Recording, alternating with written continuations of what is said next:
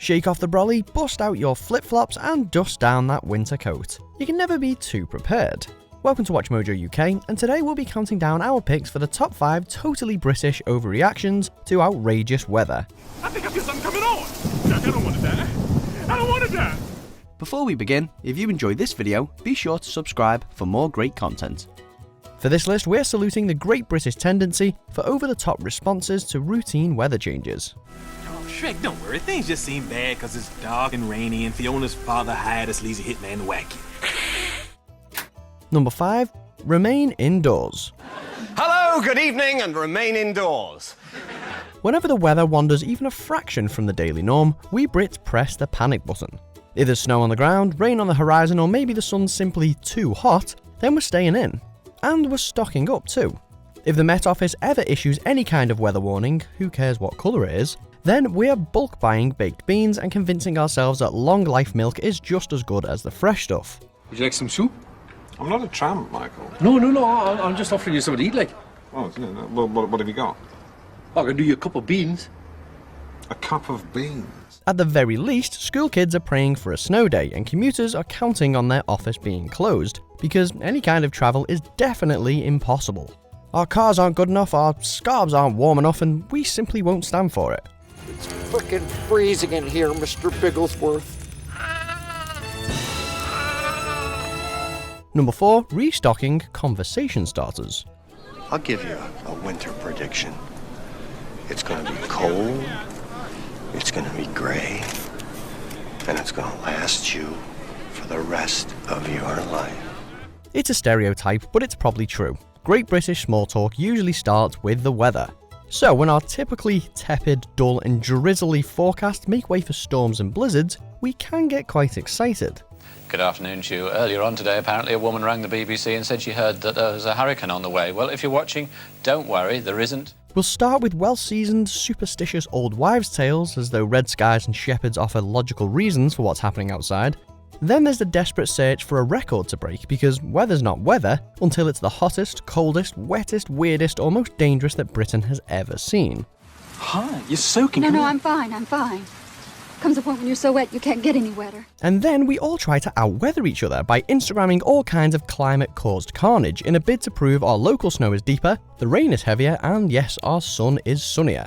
And if it's ever hotter than the Med or the Caribbean, for even a second, then we'll chit-chat over that for a week. Or 5. Well, thank you, Roosevelt. What's the weather like out there? It's hot. Damn hot. Real hot. Hot and this is my shorts. I can cook things in it. Number 3.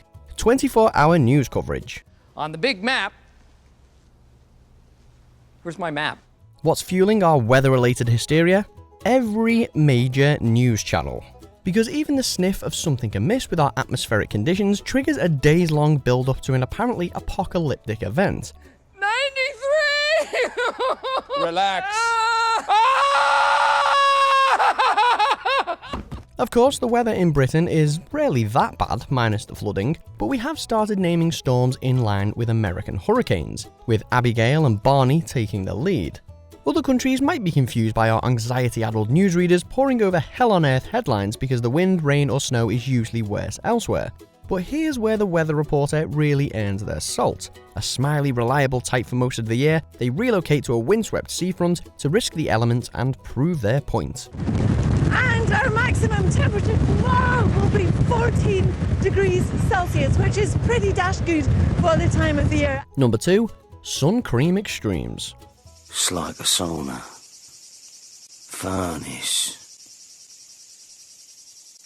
You could fry a leg on my stomach. As is the unpredictability of the British climate, we're never quite sure when a warm spell will arrive. But when it does, we go to town. Supermarkets overorder on disposable barbecues, DIY stores wheel out the hot tub in the hope that someone will finally buy it this year, and high street chemists brace themselves for frantic sun cream shoppers.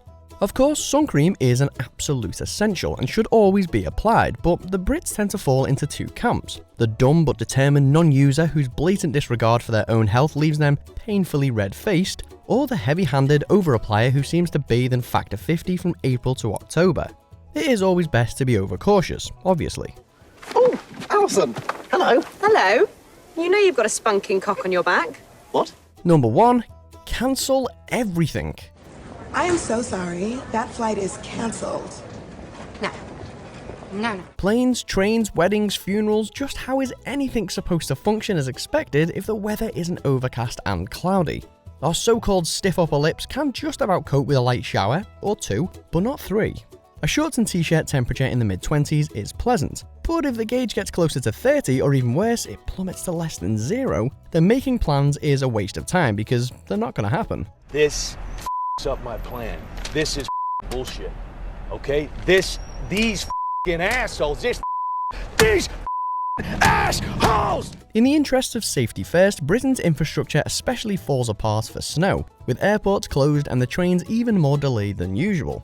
But even sunshine brings miles-long tailbacks on coastal roads around the country, with irritated drivers bemoaning how hot it is.